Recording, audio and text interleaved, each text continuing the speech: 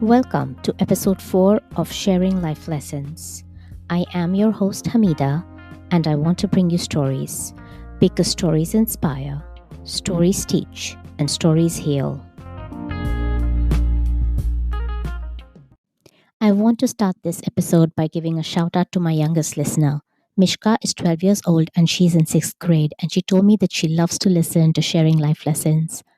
Her mother told me that she uses Mishka as her notification mechanism because she reminds her to listen to all the new episodes on Wednesdays. So, Mishka, keep listening, keep reminding your mom. Lots of love to you. Be happy and be well. I'm ready to introduce our guest for today. By profession, she is a program manager in a financial institution, but she really enjoys more what she does after the workday is over. After hours, she teaches public speaking at Rutgers, practices and promotes different types of energy healing, which includes Reiki and Pranic healing, and she's also a life coach for both youth and adults. Everyone, let's welcome Dolly Lakhani. That was the formal introduction. Now let's get going with the personal introduction. Dolly and I have known each other for a really long time. We share the same belief system. And the reason we know that is because we've had several and mighty long ideological and philosophical discussions. And the conclusion we've reached is that our belief system is similar. And of course, Dolly is nodding in the affirmative, which is why this interview is going to be a bit unique for me, because I pretty much will feel like I'm interviewing myself. Welcome to the show, Dolly. Please share your life lessons with us. Thank you for having me here, Hamidah. It's really an honor to be here and being asked to share life lessons because, yeah, that's what we learn from each other. And one of the life lessons that I have learned over the course of so when you're young, you don't know that it's a lesson and it comes as a hardship, but then that turns out to be a lesson as we go. And so all the hardships that I faced were lessons to be learned. And after having gone through many of them and after reaching the stage and age in life, the lesson that came out of it was really that we must learn to trust, and we must learn to trust that whatever is happening for us, not what we want for us, but whatever is happening for us is happening by design, and that there is a higher force. Now, of course, those who are listening to this podcast, if they have any faith in divinity or if they have any faith in a divine force or universal force, whatever we may call it, it doesn't have to be given a name. But the point is that there are hundreds of things that are not in our consciousness. What we see, what we hear, or what we sense, those things are very limited. There are millions of things that are happening even right now as we speak. We can see this room, we can see outside the trees, and also that's all in our consciousness. But there are hundreds of things that are happening in around us that we are not aware of, and those things play a big role in what shapes our lives and what's happening in our lives. And so the life lesson that I eventually learned, after a lot of struggle and a lot of pushing back and a lot of non-acceptance, was things were working in my favor or things were happening for me, but I was just so busy trying to make it happen in a certain way, trying to control things. And life is fluid. Life is very dynamic. Life is not static, obviously, right? From moment to moment, we are sitting here one moment. Who knows? Something can happen in a blink of an eye, and the whole world can change. But we think in our heads that we have control. And letting go of that control has been the biggest life lesson. It is said that your hardest times often lead you to the greatest learning moments of your life. You came into this country a long time ago as an immigrant. You were very young. You then had 2 beautiful daughters. Tell us how that transition played out for you.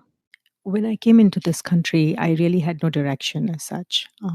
I was raised to be a homemaker, and didn't have great plans of doing anything great in life. For me, just being a homemaker was what I looked forward to. And I was very naive. I was very in the moment kind of person. Wasn't visionary from that perspective where, oh, 5 years from now, I'll be doing this, and 10 years from now, I will be doing that. That wasn't part of my thought process. All I wanted to do was just get away from a controlling home environment so that I could have the freedom and just be married and be happy. When I came to this country and started raising children, and the question was always being asked of them, who do they want to be when they grow up? And so when I started asking those questions, I actually started becoming more miserable because now I had no direction to begin with. And so first I had to find direction. And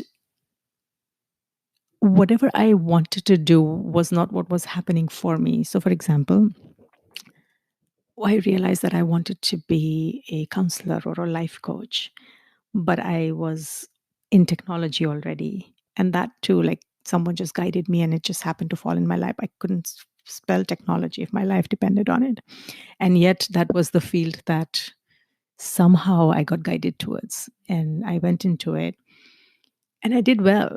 And someone like me who wasn't good at math or wasn't a good student to begin with. I was a C student in school, so it wasn't like I was a brilliant student. So things were happening for me, although I was not aware that they were happening for a reason. For that matter, you're just dealing with life, and then you have young children at the time, so you're too busy raising them. But somewhere along the line, I was trying to pursue something else, but something else kept working for me. The weird thing is that I was miserable or thinking that why am I being made to do work that is, my heart is not in it. I'm in technology. My heart is not into it. I want to be a life coach. I want to help people. I want to be of help to others. And so in my desire to pursue this field that I cared about so much, I wasn't allowing what was coming to me and opening myself up to what was available to me and being grateful for that, because that eventually turned out to be a blessing, because obviously it saved us financially. It helped us to be financially secure and stable. It helped us to put two kids through college and good schools. So it gave us those flexibilities, and I was not willing to look at those blessings. I was too busy trying to say, oh, my passion and my vision is something different.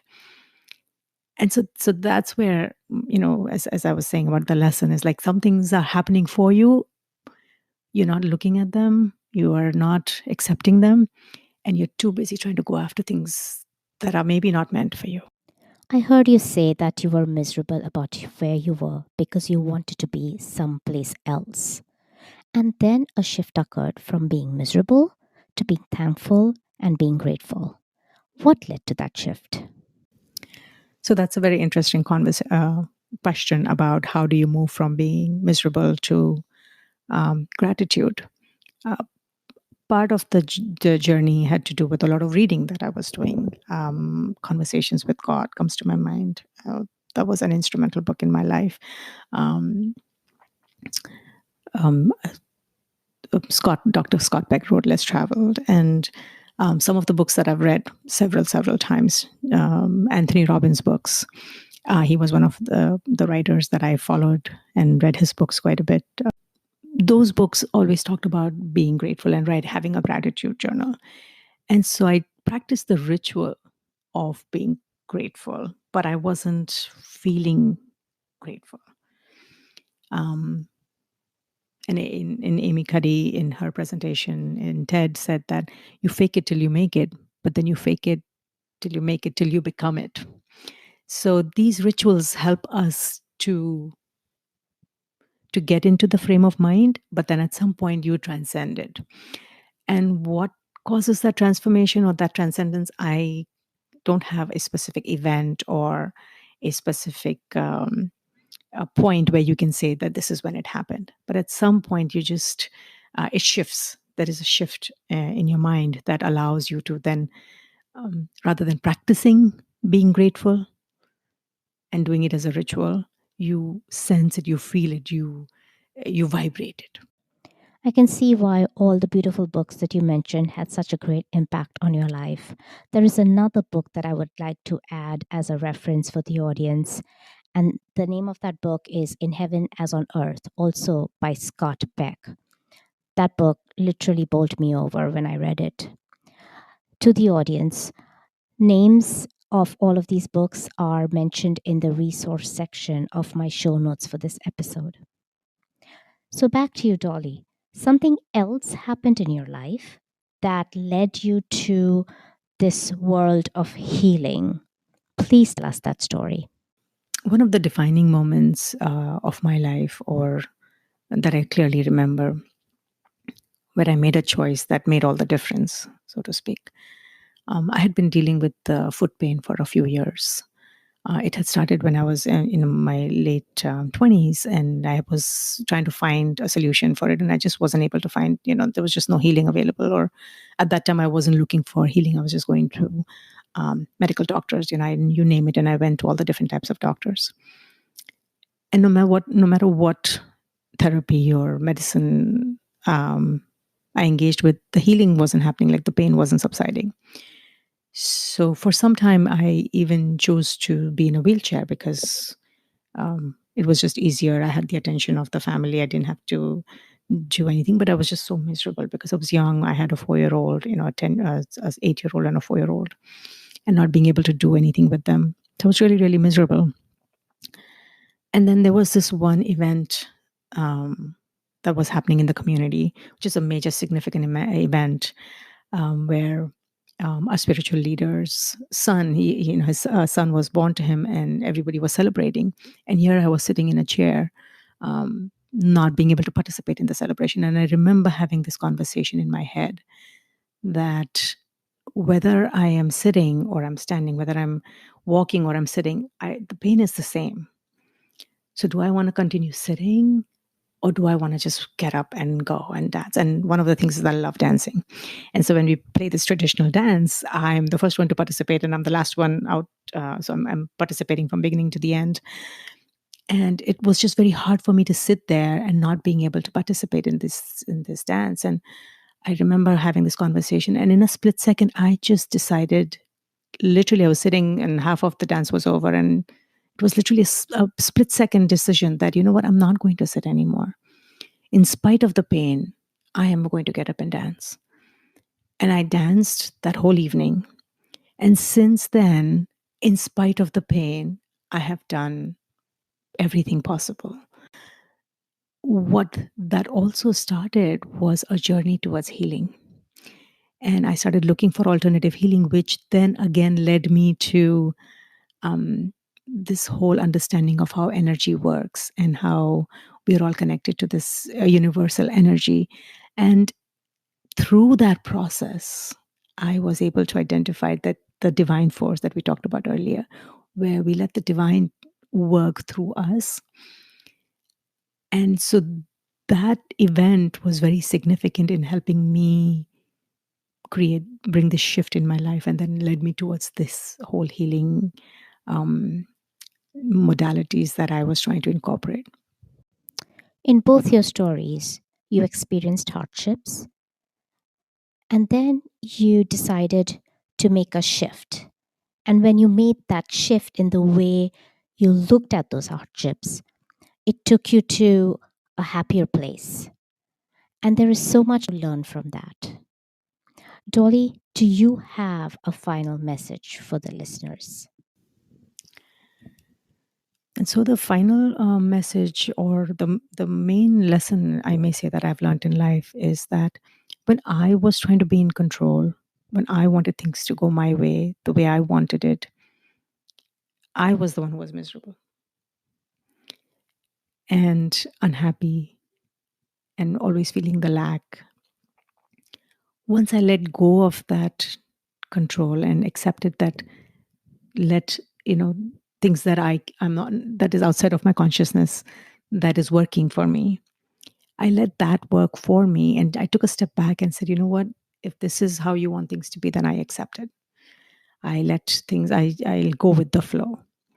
Once I was able to do that, then um, I started feeling joyful. I started feeling abundant.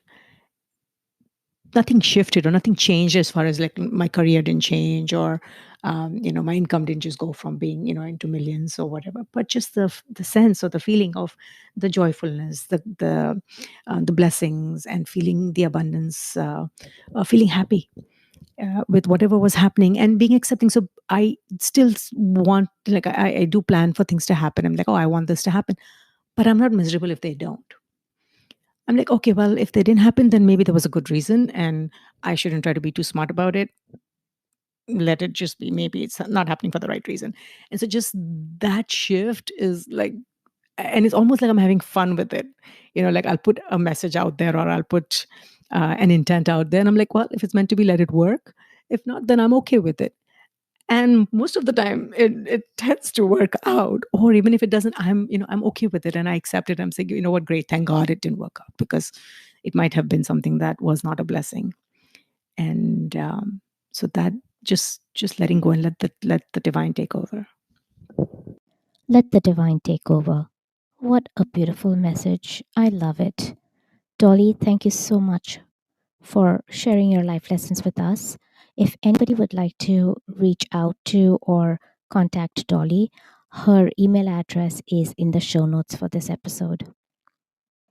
I would like to read an excerpt from Khalil Gibran's writings. Khalil Gibran is a Lebanese American writer and poet, and he said, "It is said that before entering the sea, a river trembles with fear. She looks back at the path she has traveled, from the peaks of the mountains, the long winding road, crossing forests and villages, and in front of her she sees an ocean so vast that to enter there seems nothing more than to disappear forever. But there is no other way. The river cannot go back. Nobody can go back. To go back is impossible in existence. The river needs to take the risk of entering the ocean, because only then will fear disappear. Because that's where the river will know it's not about disappearing into the ocean, but of becoming the ocean." And this relates so well with what we discussed today about overcoming the fear of letting go of the control that we desire over our lives and turning that into trust and belief to let the divine take over. If you have enjoyed this episode, I would like to request you to please share the link for it with another person who you think will also enjoy the episode. If you would like to share your stories on the show, then please write to me at sharinglifelessons101@gmail.com. I will bring you another episode of Sharing Life Lessons next Wednesday. Till then, be happy and be well.